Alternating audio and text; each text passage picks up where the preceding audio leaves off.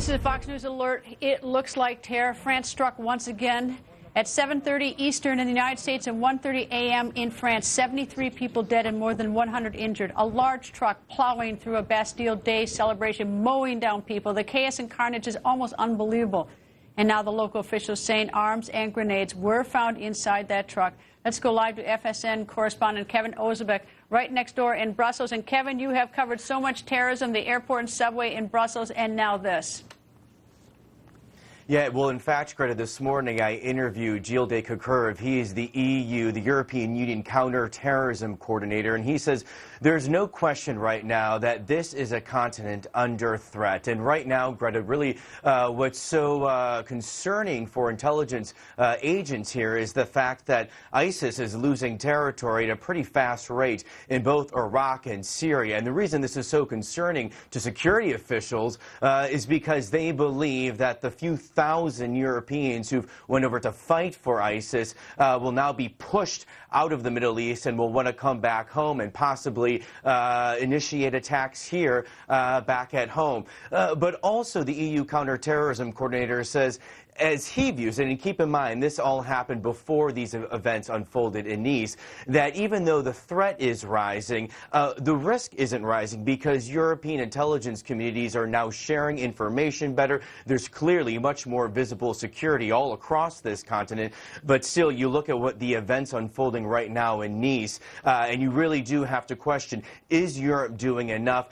And what else could possibly be done from intelligence agents here in Europe to try to thwart these threats? But obviously, it's a very difficult job, some security experts have told me, an impossible task to completely eliminate the threat when you look at the nature of this enemy.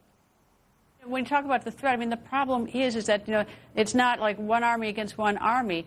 It is these terrorists who just kill innocent civilians. I mean, people, this is Bastille Day. It's like our 4th of July in the United States. People were out celebrating. There were fireworks. They were gathering. I mean, and it's like they have, you know, the immorality and cruelty. People keep referring to it as tragedy. And it's like, I just think that's such a soft word because it is just so evil. It is anything but a tragedy. It just brings out the worst, showing these horrible terrorists that continue to hit, whether it's Charlie Hebdo or the theater on November 13th and the cafe in Paris. We've got Brussels and the subway and you know, and the airport. I mean, it just goes on and on, Kevin. It just doesn't stop, Kevin. So what does the EU Counterterrorism Coordinator say they're going to do?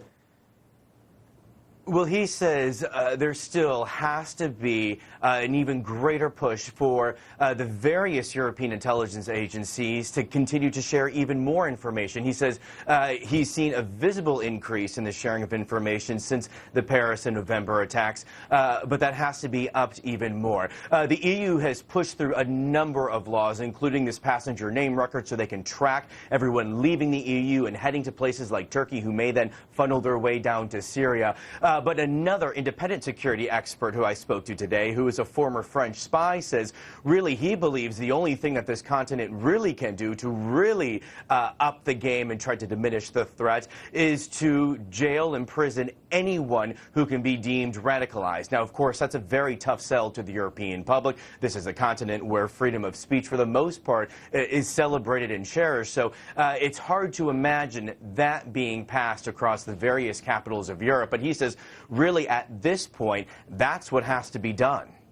And I think that, you know, we demand so much of our governments to try to protect us. I think it also is important to note, at least here in the United States, is that, you know, everyone always sees something or may have seen something. It says, see something, say something. I mean, someone must have seen this guy, you know, put grenades into this truck or been suspicious. And, you know, it's always our unwillingness to sort of want to talk or speak up. But that's, you know, that will also likewise give us greater protection. But anyway, Kevin, thank you.